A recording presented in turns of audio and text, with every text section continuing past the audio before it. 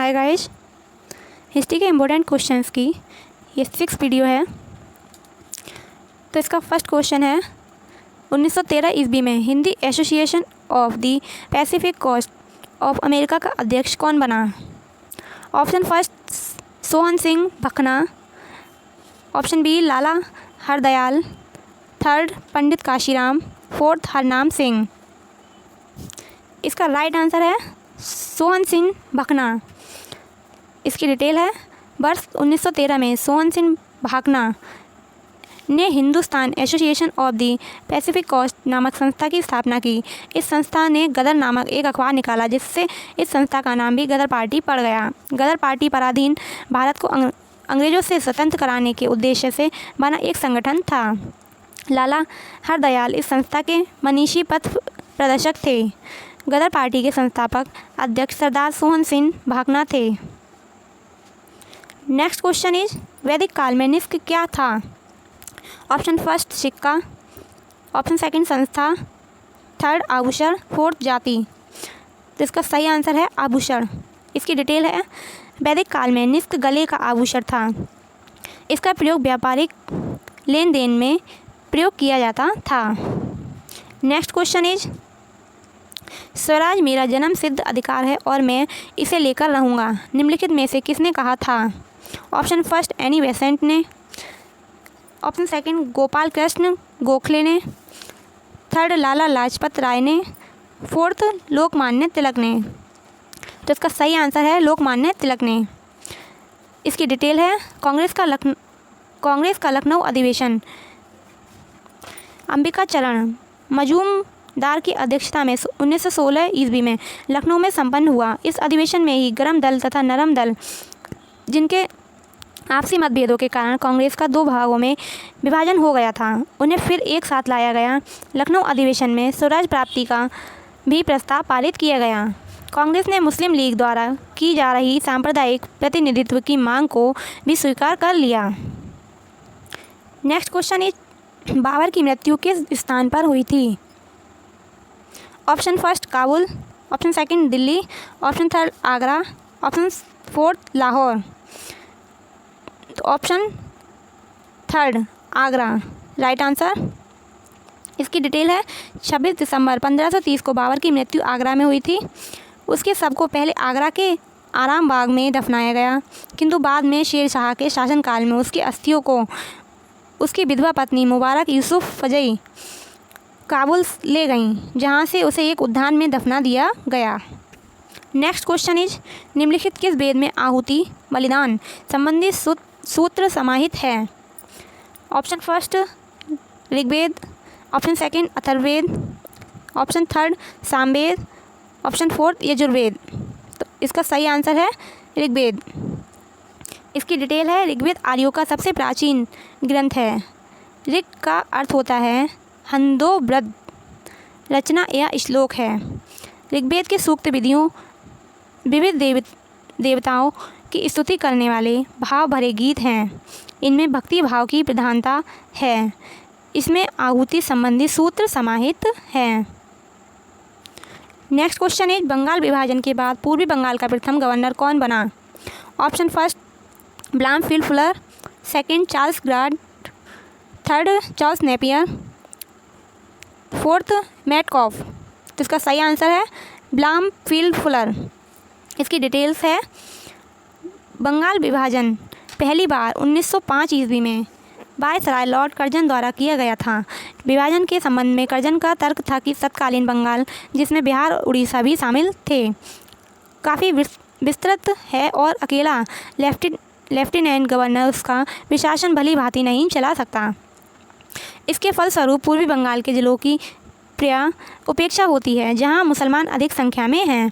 इसलिए उत्तरी और पूर्वी बंगाल में राजशाही नाका तथा चटगांव डिवीज़न में आने वाले 15 जिलों को असम में मिला दिया गया और पूर्वी बंगाल तथा असम नाम से एक नया प्रांत बना दिया गया और उसे बंगाल से अलग कर दिया गया। नेक्स्ट क्वेश्चन इज निम्नलिखित में कौन कलकत्ता विश्वविद्यालय का प्रथम भारतीय कुलपति था? Option first Ashutosh Mukherjee, option second W.C. Banerjee, option third Surendra Nath Banerjee, option 4 दादा भाई नौरोजी। तो इसका सही आंसर है आशुतोष मुखर्जी। इसकी डिटेल है कलकत्ता विश्वविद्यालय की स्थापना 1857 ईस्वी में हुई थी। कलकत्ता विश्वविद्यालय के प्रथम भारतीय उपकुलपति गुरुदास बनर्जी थे, यद्यपि वो विकल्प में नहीं हैं, अतः विकल्प आशुतोष मुखर्जी कलकत्ता विश्वविद्यालय के प्रथम भारतीय उपकुलपति थे। नेक्स्ट क्वेश्चन इज शिवाजी का राज्याभिषेक कहाँ और कब हुआ था? ऑप्शन फर्स्ट कोंकण में 1653 में, सेकंड मुंबई में 1665 में, थर्ड पुणे में 1660 में, फोर्थ रायगढ़ में 1674 में। तो इसका सही आंसर है डी, रायगढ़ में 1674 में। इसकी डिटेल है शिवाजी का राज्याभिषेक रायगढ़ में 6 जून 1674 ईस्वी को हुआ था। काशी के प्रसिद्ध विद्वान गंगा भट्ट इस समारोह के आचार्य थे। शिवाजी पश्चिमी भारत के मराठा साम्राज्य के संस्थापक थे। शिवाजी के पिता का नाम शहाजी भोसले और माता का नाम जीजाबाई था। नेक्स्ट क्वेश्चन इज किस उपनिषद में चारों आश्रमों का सर्वप्रथम उल्लेख आया है? ऑप्शन फर्स्ट मंडूक उपनिषद, option second Brihadaranyaka Upanishad, third जावल उपनिषद, फोर्थ छांदोग्य उपनिषद। जिसका सही आंसर है जावल उपनिषद। इसकी डिटेल है जावालोपनिषद में सर्वप्रथम चारों आश्रमों का एक साथ उल्लेख मिलता है, जबकि छांदोग्य उपनिषद में केवल 3 आश्रमों का। ये 4 आश्रम हैं ब्रह्मचार्य, गृहस्थ, वानप्रस्थ और संन्यास।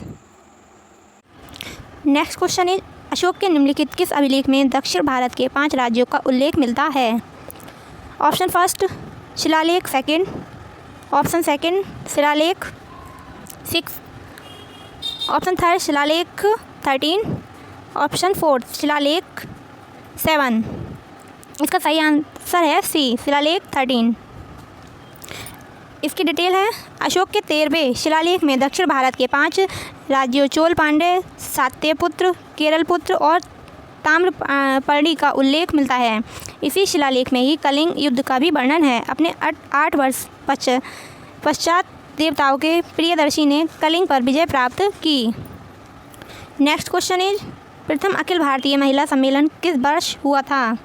ऑप्शन फर्स्ट 1927 में, सेकंड 1928 में, थर्ड 1929 में, फोर्थ 1933 में। तो इसका सही आंसर है 1927 में। इसकी डिटेल है प्रथम अखिल भारतीय महिला सम्मेलन 1927 में आयोजित किया गया था। नेक्स्ट क्वेश्चन इज निम्नलिखित में कौन स्वतंत्र अवध प्रांत का संस्थापक था? Option first Murshid Quli Khan, second Saadat Ali Khan, third Farooq खसियर, fourth Shujauddin. इसका सही आंसर है सआदत अली खान।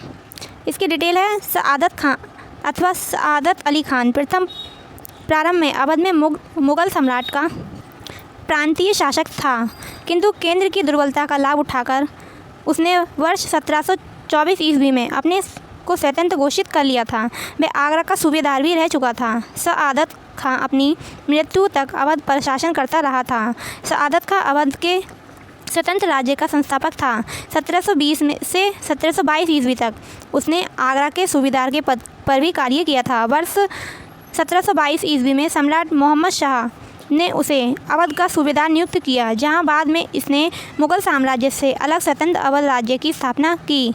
सआदत खान ने 1723 ईस्वी में नई राजस्व बंदोबस्त व्यवस्था को लागू किया। नेक्स्ट क्वेश्चन इज प्रसिद्ध चित्रकार मंसूर के शासक का दरबारी था?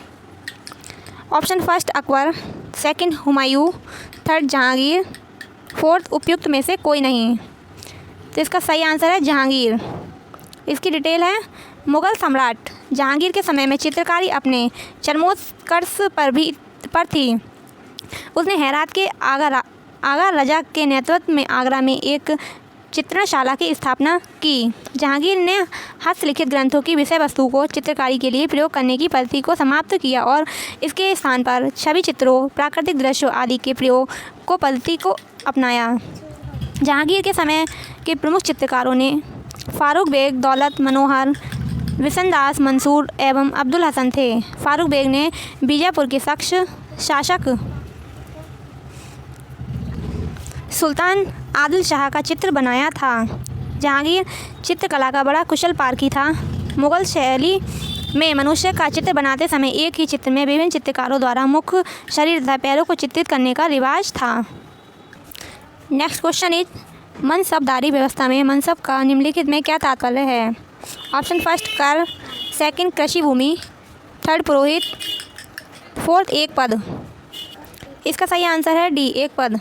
इसकी डिटेल है, मनसब फारसी भाषा का शब्द है। इस शब्द का अर्थ है पद, दर्जा या ओहदा।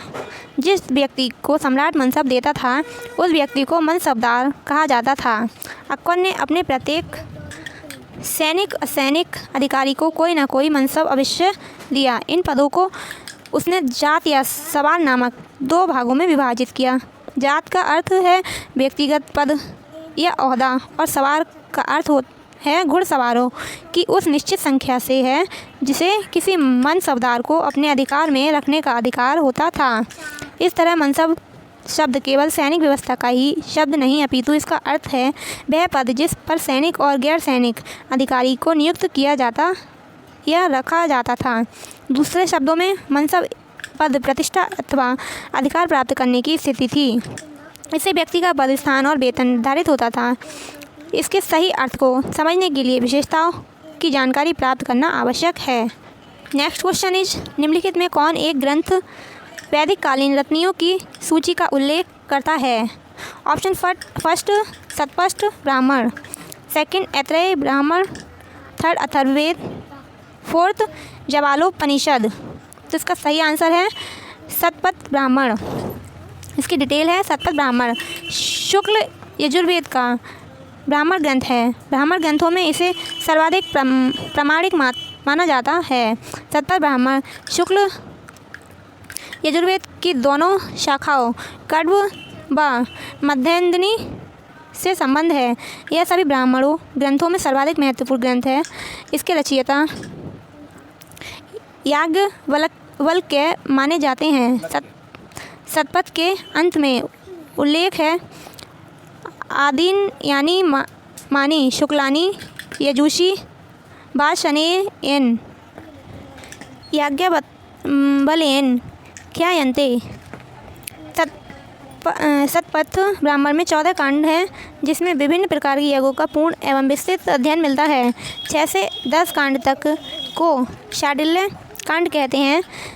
इसमें गंधार, कैकेय और शाल्व जनपदों की विशेष चर्चा की गई है। अन्य कांडों में आर्यभट्ट के मध्य तथा पूर्वी भाग, कुरु, पंचाल, कौशल, विदेह, सृजन्य आदि जनपदों का उल्लेख है। सतपथ ब्राह्मण में वैदिक संस्कृति के सारस्वत मंडल से पूर्व की ओर प्रसार होने का संकेत मिलता है। सतपथ ब्राह्मण में यज्ञों को जीवन का सबसे महत्वपूर्ण कृत्य बताया गया है। हल संबंधी अनुष्ठान का विस्तृत वर्णन भी इसमें प्राप्त होता है। अश्वमेध यज्ञ के संदर्भ में अनेक प्राचीन सम्राटों का उल्लेख है जिसमें जनक, दुष्यंत और जनमेजय का नाम महत्वपूर्ण है। समस्त ब्राह्मण ग्रंथों के मध्य सतपथ ब्राह्मण सर्वाधिक बृहत्काय है। रत्नेन राज्य के उच्च पदाधिकारी थे जो कुलीन वर्ग से संबंधित थे। इन्हें रत्नेन भी कहा जाता था क्योंकि ये कान में रत्न धारण करते थे। सतपथ ब्राह्मण में सर्वाधिक रत्नियों का उल्लेख है। ये निम्नलिखित हैं: सेनानी, पुरोहित, युवराज, महिषी, सूत, ग्रामणी, छत्ता, संग्रहीता, भागदूत, अक्षबाप, पालागल। Next question is Sarda bill निम्नलिखित में किससे संबंधित है? ऑप्शन फर्स्ट विवाह की आयु, सेकंड विधवा विवाह, थर्ड सती, फोर्थ नवजात शिशु हत्या। तो इसका सही आंसर है विवाह की आयु। इसकी डिटेल है, हरविलास शारदा 1924 में अजमेर मारवाड़ से केंद्रीय असेंबली के सदस्य चुने गए। इसी सीट से 1924 और 1930 में उन्हें पुनः निर्वाचित किया गया। इस सदस्यता की अवधि में ही उन्होंने समाज सुधार का ऐसा कार्य किया जिसके लिए उनका नाम इतिहास में स्थायी हो गया। भारत में लड़कियों के बाल विवाह की बड़ी चिंताजनक प्रथा थी। इन्होंने केंद्रीय असेंबली से इसे रोकने के लिए 1925 में एक बिल पेश किया। शारदा बिल के नाम से प्रसिद्ध यह बिल सितंबर 1929 में पास हुआ और 1 अप्रैल 1930 से पूरे देश में लागू किया गया। समाज सेवा के कार्यों के लिए सरकार ने उन्हें राय बहादुर और दीवान बहादुर की पदवियों से अलंकृत किया था। नेक्स्ट क्वेश्चन इज निम्नलिखित राजदूतों में से किसने भागवत की उपाधि धारण की थी? Option first Dionysius, second Heliodorus, third Megasthenes, fourth Pliny. इसका सही आंसर है हेलियोडोरस। इसकी डिटेल है भागवत धर्म से संबंधित प्रथम प्रस्तर स्मारक विदिशा का गरुड़ स्तंभ है। इसमें पता चलता है कि तक्षशिला के पवन राजदूत हेलियोडोरस ने भारत धर्म ग्रहण किया तथा इस स्तंभ की स्थापना करवाकर उसकी पूजा की। इस पर उत्कीर्ण लेख में हेलियोडोरस को भागवत तथा वासुदेव को देवदेवस अर्थात देवताओं का देवता कहा गया है। नेक्स्ट क्वेश्चन इज बाडोर प्रथम काल का संबंध निम्नलिखित किस संस्कृति से है? ऑप्शन फर्स्ट उच्च पुरापाषाण, सेकंड मध्य पाषाण, थर्ड ताम्र पाषाण, फोर्थ लौह काल। तो इसका सही आंसर है मध्य पाषाण। इसकी डिटेल है बाडोर राजस्थान में भीलवाड़ा के निकट कोठारी नदी के किनारे प्रागैतिहासिक आवास स्थल था। यहाँ से मध्य पाषाण काल के 5 मानव कंकाल मिले हैं जो सुनियोजित ढंग से दफनाए गए थे। बनास सभ्यता के इस उल्लेखनीय स्थल से पाषाण युग की सर्वाधिक सामग्री प्राप्त हुई है। इसमें स्क्रेपर, पॉइंट आदि प्रमुख हैं। इसके अतिरिक्त दक्षिणी, खुर्चनी तथा वेदक भी बड़ी मात्रा में प्राप्त हुए हैं। इस समय तक मानव संगठित सामाजिक जीवन से दूर था। यहाँ से नवीन पाषाणकालीन संस्कृति के भी अवशेष मिले हैं। बाडोर ने इस बात के भी साक्ष्य मिले हैं कि इस स्थल पर फर्श बनाने के लिए पत्थर लाए गए थे और यहाँ फूस के बातरोधी पर्दे भी बनाए गए। यहाँ के उद्योग में बहुत ही छोटी छोटी वस्तुओं का निर्माण होता था और वे ज्यामितीय प्रारूपों की दृष्टि से अत्यंत उन्नत थी। नेक्स्ट क्वेश्चन इज आगरा के किले की मोती मस्जिद का निर्माण निम्नलिखित में किसने कराया था? Option first Akbar, second Jahangir, third Shahjahan, fourth Aurangzeb. तो इसका सही आंसर है शाहजहां। इसकी डिटेल है मुग़ल बादशाह शाहजहां की ख्याति स्मारक बनाने के लिए भी रही है। उन्हें वास्तुशिल्प कला की भी अच्छी जानकारी थी। मोती मस्जिद का निर्माण भी शाहजहां ने ही करवाया था। जैसा कि नाम से ही स्पष्ट है, यह मस्जिद एक बड़े मोती के मानिंद चमकता है। हाँ तो चमकने दो। इसका निर्माण आगरा के किले के परिसर में शाही दरबार के लोगों ने किया था। मस्जिद के प्रांगण में किनारे किनारे मेहराब बने हुए थे। इसकी छत पर सफ़ेद संगमरमर से बने 3 गुंबद हैं जिनकी दीवार लाल बलुआ पत्थर से बनी है। इस पूरी इमारत का निर्माण सफ़ेद संगमरमर से बेहद कलात्मक रूप से किया गया है। Next question is Ibn Battuta की अनुसार दीनार नामक स्वर्ण मुद्राओं का प्रचलन किसने कराया था? Option first Ghiyasuddin Balban, second Alauddin Khilji, third Ghiyasuddin Tughlaq, fourth Mohammad bin Tughlaq. तो इसका सही आंसर है मोहम्मद बिन तुगलक। इसकी डिटेल है इल्तुतमिश के बाद मोहम्मद बिन तुगलक दिल्ली सल्तनत का दूसरा शासक था जिसने मुद्रा व्यवस्था में उल्लेखनीय परिवर्तन किया। इसने दोफानी नामक एक नया सिक्का तथा दीनार स्वर्ण मुद्रा चलवाया। उसने चांदी का 140 ग्रेन का टंका या अदली भी चलवाया। उसने सिक्कों पर कलमा खुदवाना बंद करवा दिया। इसने सोने के सिक्के में सोने की मात्रा 175 ग्रेन से बढ़ाकर 200 ग्रेन तक कर दी गई। सुल्तान ने नई मुद्रा के रूप में नई सांकेतिक मुद्रा का चलन शुरू किया। उसने चांदी के टंका के स्थान पर तांबे के सिक्के का चलन प्रारंभ किया, लेकिन अपने इस वर्ष इस कार्य में भी यह पूरी तरह से असफल रहा। उसने यह महसूस किया कि सिक्के जारी करने वाले लोग पूरी तरह से उसके नियंत्रण में रहने चाहिए। सुल्तान के इस निर्णय से उसने राज्य में लोगों ने तांबे का नकली सिक्का बनाना शुरू कर दिया और अंततः सिक्के का मूल्य गिरना शुरू हो गया। सिक्के के मूल्य के गिरने से सरकार और भी गरीब हो गई। इसके पश्चात सुल्तान ने तांबे के सिक्के को चांदी के टके से परिवर्तन करने की आज्ञा जारी कर दी, लेकिन समस्या उस समय उत्पन्न हो गई जब सुल्तान के शाही खजाने से जारी किए गए सिक्के भी अधिकारियों के समक्ष आने लगे और उन्हें परिवर्तित करने की समस्या उभरने लगी।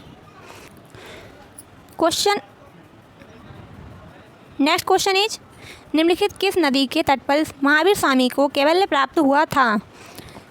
ऑप्शन फर्स्ट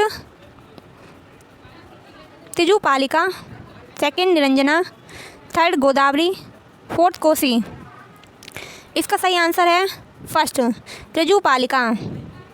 इसकी डिटेल है, जैन धर्म में पूर्ण ज्ञान के लिए कैवल्य शब्द का प्रयोग किया गया है। महावीर स्वामी को 12 वर्ष की कठोर तपस्या तथा साधना के पश्चात जरंभिक ग्राम के समीप तिजुपालिका नाम नदी के तट पर 1 साल वृक्ष के नीचे कैवल्य प्राप्त हुआ था।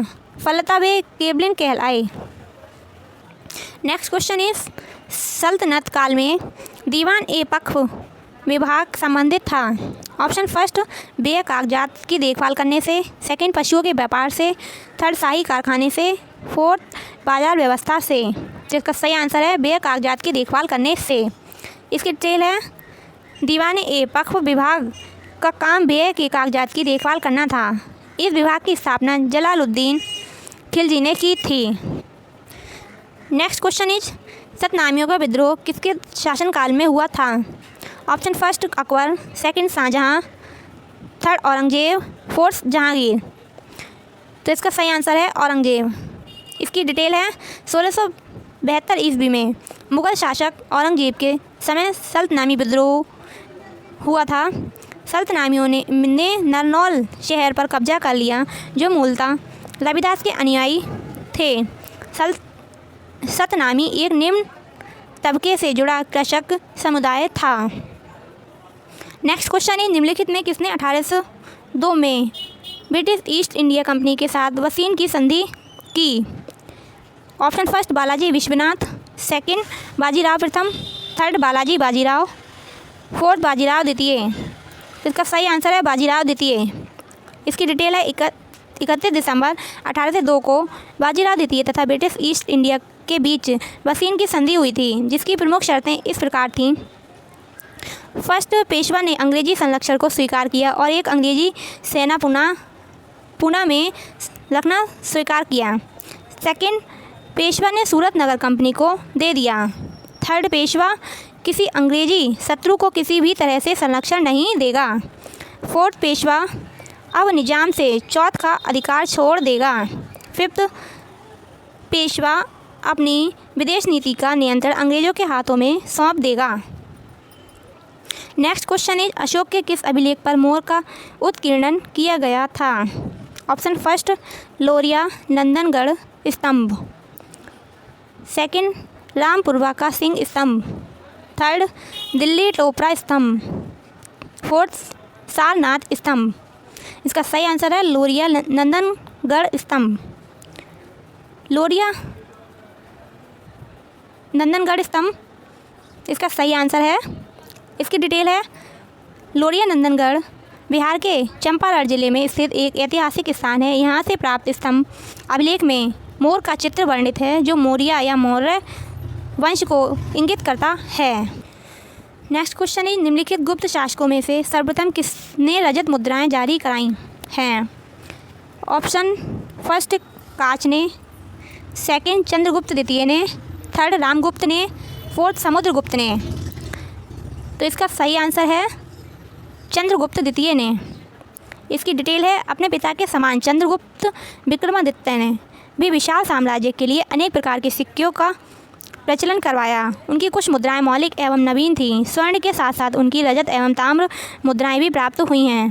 चंद्रगुप्त की स्वर्ण मुद्राओं का विवरण इस प्रकार है। फर्स्ट, धनुर्धारी प्रकार। इस प्रकार के सिक्के सबसे अधिक मिलते हैं। इनके मुख भाग पर धनुष बाण लिए हुए राजा की मूर्ति, गरुड़ ध्वज तथा मुद्रा लेख देव श्री महाराज धीराज श्री चंद्रगुप्त अंकित हैं। पृष्ठ भाग पर बैठी हुई लक्ष्मी के साथ साथ राजा की उपाधि श्री विक्रम उत्कीर्ण मिलती है। सेकंड, छत्रधारी प्रकार। इसके अंतर्गत मुख्य 2 प्रकार के सिक्के सम्मिलित हैं। मुख भाग पर आहुति डालते हुए राजा खड़ा है। वह अपनी बायां हाथ तलवार की मुड़िया पर रखे हुए है। राजा के पीछे एक बौना नौकर उसके ऊपर छत्र ताने हुए खड़ा है।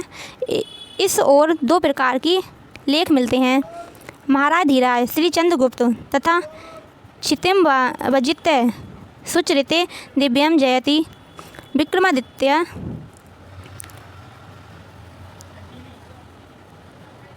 महाराज धीराज श्री चंद्रगुप्त विक्रमादित्य पृथ्वी को जीतकर उत्तम कर्मों द्वारा स्वर्ण को जीतता है। पृष्ठभाग पर कमल के ऊपर लक्ष्मी खड़ी हुई है तथा मुद्रा लेख विक्रमादित्य उत्कीर्ण है। थर्ड, प्रेरक प्रकार। इस प्रकार के सिक्के बहुत कम प्राप्त हैं। इनके मुख भाग पर राजा वस्त्र एवं आभूषण धारण किए हुए पलडंग पर बैठा हुआ है। उसके दाएं हाथ पर कमल तथा बायां हाथ पलंग पर टिका हुआ है। मुद्रा लेख देव श्री महाराज धीराज श्री चंद्रगुप्त से विक्रमादित्य से तथा पलंग के नीचे रूपाकृति उत्कीर्ण है। कुछ सिक्कों के मुख भाग पर उसकी उपाधि परम भागवत भी प्राप्त है। रूपाकृति उसके शारीरिक एवं गुणों का सूचक है।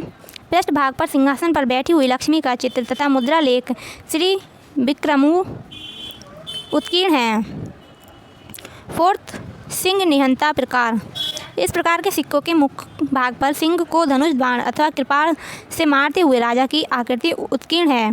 पृष्ठभाग पर सिंह पर बैठी हुई देवी दुर्गा की आकृति विभिन्न दशाओं में खुदी हुई है। इसके अतिरिक्त कुछ मुद्राओं पर देव श्री महाराज धीराज श्री चंद्रगुप्त अथवा महाराज धीराज श्री चंद्रगुप्त भी अंकित हैं। इस प्रकार के सिक्कों से अन्य बातों के साथ साथ उसकी गुजरात और काठियावाड़ के शकों की विजय भी सूचित होती है। फिफ्थ, अश्वारोही प्रकार। इसके मुख भाग पर घोड़े पर सवार राजा की आकृति तथा मुद्रा लेख परम भागवत महाराज धीराज श्री चंद्रगुप्त अंकित हैं। पृष्ठभाग में बैठी हुई देवी साथ साथ अजित विक्रमा खुदा हुआ है। उपयुक्त सभी प्रकार के सिक्के स्वर्ण के हैं। इनके अतिरिक्त चंद्रगुप्त ने चांदी तथा तांबे के सिक्के भी चलवाए। सामान्यतः अभी तक यह माना जाता रहा कि सर्वप्रथम चंद्रगुप्त द्वितीय ने ही चांदी के सिक्कों का प्रचलन करवाया था, परंतु अब चंद्रगुप्त प्रथम का भी एक चांदी का सिक्का प्राप्त हो चुका है। चांदी के सिक्कों के मुख भाग पर वक्ष तक की राजा की आकृति तथा पृष्ठभाग पर गरुड़ की आकृति मिलती है। नेक्स्ट क्वेश्चन है, निम्नलिखित में से किस ग्रंथ में जल प्लावन की कथा का वर्णन है? ऑप्शन फर्स्ट, कौशिक की ब्राह्मण। सेकंड, शतपथ ब्राह्मण। थर्ड, गोपथ ब्राह्मण। फोर्थ, ऐतरेय ब्राह्मण। तो इसका सही आंसर है शतपथ ब्राह्मण। इसकी डिटेल है, शतपथ ब्राह्मण यजुर्वेद का ब्राह्मण है। प्राचीन इतिहास के साधन के रूप में वैदिक साहित्य में ऋग्वेद के बाद शतपथ ब्राह्मण का स्थान है। इसके रचयिता महर्षि याज्ञवल्क्य माने जाते हैं। इस ब्राह्मण में जल प्लावन कथा का वर्णन प्राप्त होता है। Next question is, Ibn Battuta को किसने दिल्ली का काजी और चीन का राजदूत नियुक्त किया? Option first, Qutubuddin Aibak. Second, Jalaluddin Firoz Khilji. Third, Mohammad bin Tughlaq. Fourth, Khizr Khan. तो इसका सही आंसर है सी, मोहम्मद बिन तुगलक। इसकी डिटेल है, इब्न बतूता का मूल नाम शेख फतेह अब्दुल्लाह था, जो मोरक्को का मूल निवासी था। 1333 में मोहम्मद बिन तुगलक के कार्यकाल में भारत आया तथा 14 वर्ष तक भारत में रहा। मोहम्मद बिन तुगलक ने उसे दिल्ली का काजी नियुक्त किया, जो 8 वर्ष तक इस पद पर रहा। 1442 ईस्वी में मोहम्मद तुगलक ने अपना दूत बनाकर चीन भेजा, परंतु रास्ते में जहाज़ खराब हो जाने के कारण वह बीच रास्ते से ही वापस लौट आया। नेक्स्ट क्वेश्चन इज, हुमायूं नामा को किसने लिखा था? गुलबदन बेगम। सेकंड, अर्जुमंद बानो। थर्ड, जहां आरा। फोर्थ, रोशन आरा। तो इसका सही आंसर है फर्स्ट, गुलबदन बेगम। इसकी डिटेल है, हुमायूं नामा प्रसिद्ध मुग़ल बादशाह हुमायूं की जीवनी है। यह पुस्तक हुमायूं की बहन गुलबदन बेगम ने लिखी थी। इस पुस्तक के माध्यम से बाबर और हुमायूं के बारे में बहुत सी जानकारी मिलती है। 2 भागों में विभाजित यह पुस्तक गुलबदन बेगम द्वारा लिखी गई थी, जिसके एक भाग में बाबर का इतिहास तथा दूसरे में हुमायूं के इतिहास का उल्लेख है। इसके अतिरिक्त हुमायूंनामा में तत्कालीन सामाजिक स्थिति पर भी प्रकाश पड़ता है।